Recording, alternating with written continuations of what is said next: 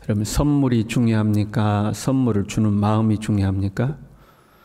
마음이 중요하죠. 그런데 우리는 그 선물에 관심을 기울일 때가 있죠. 그 선물을 주는 사람의 마음을 보지 못하고 그 선물 자체의 마음을 빼앗길 때가 있습니다. 몸이 중요한가? 영혼이 중요한가? 당연히 영혼이 중요하죠. 그런데 우리는 영혼에 관심을 기울이지 아니하고 몸에만 관심을 기울일 때가 많이 있습니다. 죽음과 관련해서도 마찬가지예요. 육신의 죽음이 중요한가? 영적 죽음이 중요한가? 둘 다 중요하죠. 그런데 육적인 죽음이 찾아오면 우리는 그렇게 슬퍼하기도 하고 또 힘든 과정들을 겪기도 하고 그렇잖아요. 그런데 영적 죽음에는 관심이 없을 때가 많이 있죠. 이제 우리가 본문의 말씀 에베소서 2장은요. 에베소서 1장에 연결된 말씀이잖아요. 하늘에 속한 신령한 복에 관련된 말씀이죠. 예수 그리스도 안에서 역사했던 능력이 우리 안에서도 역사를 하는 거죠. 죽었던 우리를 살리고 예수님과 함께 하늘에 앉히고 세세토록 왕노릇하게 하시고 만물의 교회의 머리가 되신 예수 그리스도의 몸이 되게 하셨다 하는 내용이 지금 2장에 쭉 이렇게 나가는 거거든요. 그 본문의 흐름을 인지한 상태에서 이제 구절구절을 살피려고 하는 거예요. 1절에 이렇게 그랬죠. 그는 허물과 죄로 죽었던 너희를 살리셨도다. 예수 그리스도 안에 역사했던 그 능력이 우리를 이제 살리셨다는 거거든요. 죽었다 이렇게 표현하고 있죠. 허물과 죄로 죽을 너희를 아니고 죽었던 너희를, 이미 과거형을 쓰고 있어요. 이미 죽었던 너희를 살렸다 하는 거죠. 우리는 죽은 적이 없잖아요, 사실. 육적으로 죽은 적이 없죠. 그래서 영적인 죽음을 의미하는 것을 금방 알 수 있죠. 그리고 이 영적 죽음이란 하나님과 단절된 상태를 의미하는 거죠. 우리 안에 있는 영이 죽어 없어져 버렸다. 그 의미가 아니에요. 안 믿는 사람도 영혼은 존재하죠. 그 존재가, 그 영혼이 하나님과 단절되어 있으면 그것이 이제 죽었다, 이제 이렇게 표현하는 거예요. 하나님과 반대로 연결되어 있다 하는 것은 하나님의 생명의 공급이 원활한 것을 의미하죠. 하나님의 생명이 우리에게 들어오는 거죠. 그럼 안 믿는 사람들도 가끔 하나님께 이야기합니다. 자기 형편이 어려우면 아이고 하나님 좀 도와주십시오 하고 하나님께 이야기하잖아요. 그러나 그들은 하나님의 생명이 공급이 안 되는 거죠. 하나님께 이야기를 하더라도 하나님의 생명이 공급이 안 되는 거예요. 핵심은 생명에 있는 거죠. 하나님과 내가 연결되어 있다 하는 것은 하나님의 생명의 공급이 내게 원활하다 하는 거예요. 그래서 우리는 하나님의 생명이 나에게 공급되고 있는가, 이걸 이제 점검해야 되는 거죠. 교회 생활과 신앙생활, 그러니까 신앙생활은 하나님과 건강한 관계를 유지하는 그 신앙생활이 반드시 일치하는 것은 아니죠. 교회에서 짜여놓은 신앙의 틀을 잘 따른다고 해서 영적 생활을 잘하고 있다, 이 의미는 아닙니다. 예배 잘 나오고 봉사 잘 하고 하나님 앞에 예물 잘 드리고 기도 자리에도 나오고 그걸 잘 지켜나가요. 아침에 일어나면 말씀 보고, 그렇다고 해서 하나님과 이 영적으로 올바른 관계다라고 말할 수는 없어요. 그래서 교회 생활에 익숙해지면 안 되는 거죠. 그런 것들을 통해서 하나님의 생명이 내게 공급이 되어야 돼요. 핵심은 생명에 있는 거죠. 핵심은 생명에 있는 거죠. 세상에서 우리가요, 평안하고 모든 것이 잘 되면 나의 영적인 상태와 상관없이 세상에서 뭔가 일도 잘 돼요. 그럼 우리는 내가 괜찮다고 생각해요. 내 상태가 괜찮다고 생각해요. 그러나 결코 그렇지 않죠. 계시록 3장 17절에 라오디게아 교회에 대해서 이야기할 때 나는 부자라 부요하여 부족한 것이 없다 하나, 부자니까 나는 괜찮다 이렇게 생각한 거예요. 그런데 네 공고한 것과 가련한 것과 가난한 것과 눈먼 것과 벌거벗은 것을 알지 못하는도다. 영적으로는 아주 빼딱 말린 거예요. 삐쩍 꼬른 거지, 안지. 그러니까 내 삶이 부유하고 평안하니까 난 괜찮아 이렇게 착각하면 절대 안 되는 거죠. 핵심은 생명이 있는가 하는 거죠. 우리는 끊임없이 우리 자신의 영적인 상태, 하나님의 생명의 원활한 공급, 소위 우리가 말하는 은혜가 내 안에 있는가, 그걸 우리는 끊임없이 살펴야 되는 거죠. 아무리 하나님께서 사람을 잘 만들었다 해도, 사람을 만드실 때 흙으로 사람을 잘 빚었잖아요. 보기 아주 때깔나게 만들었다 해도 생기를 불어넣지 않으면 그냥 죽은 존재입니다. 하나님의 생명이 우리에게 공급되지 않으면 우리는 죽은 존재나 다름이 없는 거예요. 그러면 무엇 때문에 우리는 하나님과 단절되는가 하는 거죠. 무엇 때문에 하나님과 단절되어? 허물과 죄로 죽는다, 이렇게 기록되어 있죠. 허물과 죄 때문에 하나님과 단절되는 거예요. 이사야 59장 1절 2절에요. 여호와의 손이 짧아 구원하지 못하심도 아니요 귀가 둔하여 듣지 못하심도 아니라 오직 너희 죄악이 너희와 너희 하나님 사이를 갈라놓았고 너희 죄가 그의 얼굴을 가리어서 너희에게서 듣지 않으시게 함이니라. 너희 죄악이 너희와 너희 하나님 사이를 갈라놓았다. 하나님과 무엇 때문에 단절되는가? 죄 때문에 단절된다는 거예요. 본문도 허물과 죄로, 이렇게. 허물이라는 것은 우리 이렇게 피부가 벗겨져 나가면 허물 벗는다고 그러잖아요. 허물이라는 것은 떨어져 나갔다, 그런 의미예요. 표준에서 떨어져 나갔다, 그런 의미거든요. 죄라는 말은 관역에서 벗어났다, 그런 말이죠.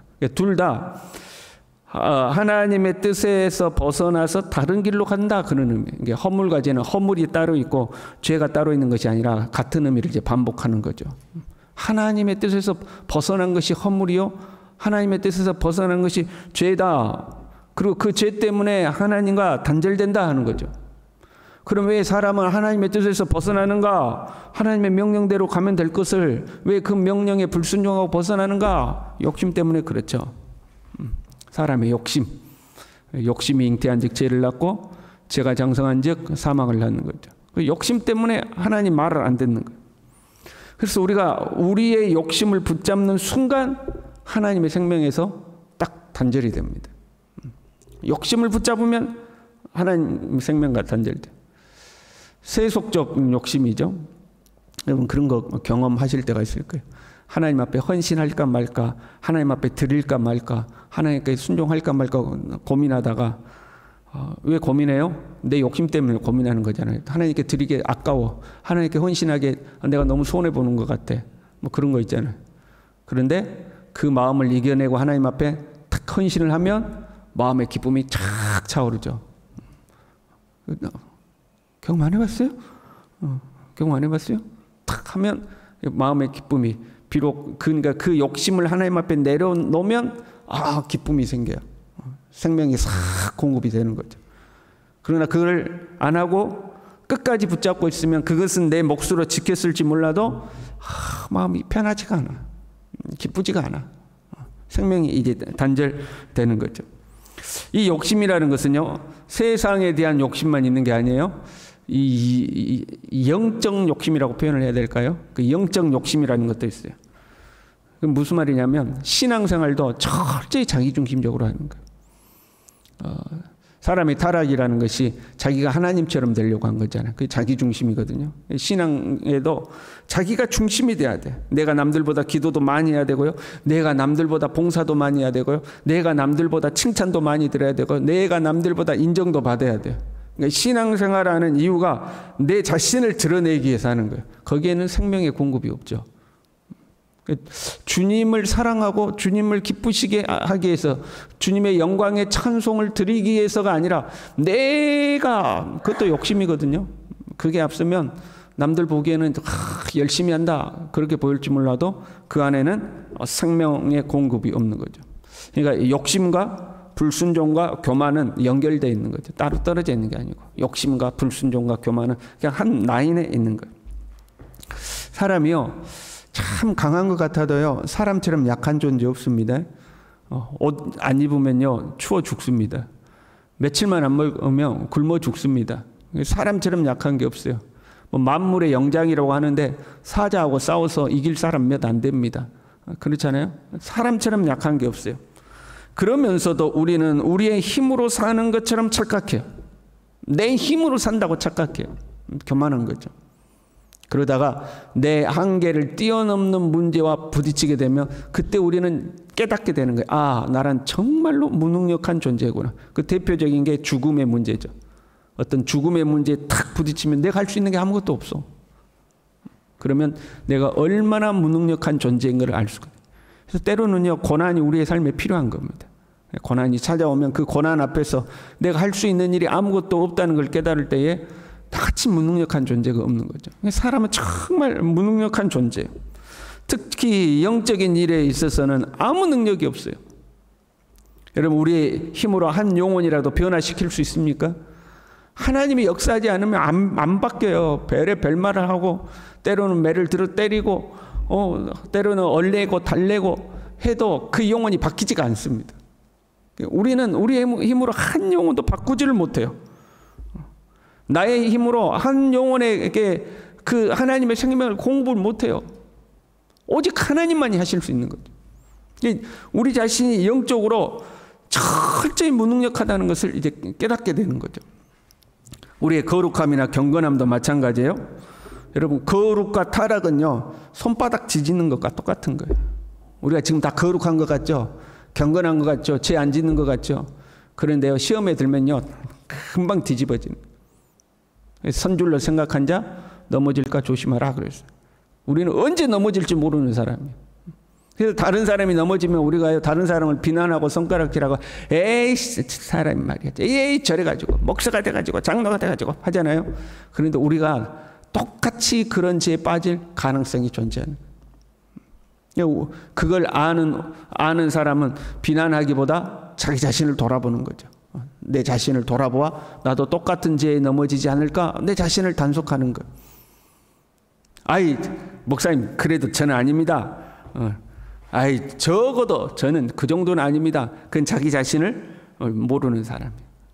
내가 얼마나 연약한 존재라는 것을 모르는 사람이에요. 우리 전적 타락이라고 하죠. 우리는 완벽하게 타락했어요. 우리에게는 가능성이라고는 1%도 없어요. 그래서 하나님은 우리를 개선시키는 것이 아니라 우리를 죽음에 내모시고 새 생명을 주는 거죠. 우리가 개선될 것 같으면 우리를 바꾸시겠죠. 그런데 우리는 가능성이 없어요. 그래서 우리에게 오히려 새 생명을 주시는 거거든요. 새로운 생명으로 태어나게 하시는 거거든요. 그걸 아는 사람은 하나님 앞에 교만할 수가 없어요. 하나님의 명령에 순종할 수밖에 없어요. 내 자신이 얼마나 연약한 존재라는 것을 알기 때문에. 하나님의 생명의 공급이 없으면 나는 부패하고 타락한 존재라는 것을 알기 때문에 교만할 수 없죠. 하나님을 의지할 수밖에 없는 거예요. 죄와 허물은요, 때로 우리에게 심판과 징계를 가져다 줘요. 죄와 허물로 우리가 죽었다 이렇게 되어 있는데 그 죄와 허물은 우리에게 때로 심판을 가져다 주고 징계를 가져다 줘요. 그러나 우리가 때로 징계가 찾아오고 고난이 찾아와서 그것 때문에 슬퍼하는 것, 그것보다 우리가 더 민감하게 반응해야 할 것은 우리 내면의 생명이 사라지는 거죠. 죄와 허물로 인하여서 내 안에 생명이 단절되는 것, 하나님의 생명과 단절되는 것, 하나님의 생명이 내게서 사라져버리는 것, 그것에 우리는 더 민감해야 돼.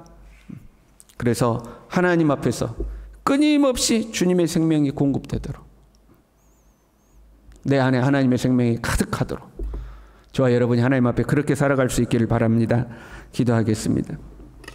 하나님 아버지, 죄와 허물로 주님 앞에 죽었던 우리를 살리신 하나님의 은혜에 감사를 드립니다. 그럼에도 불구하고 우리는 여전히 교만하고 자기중심적이어서 하나님을 의지하기보다 나의 행위를 의지하고 하나님의 생명의 공급을 받기보다 내 자신의 이름과 명예를 높이려고 할 때가 있음을 주님 앞에 고백합니다.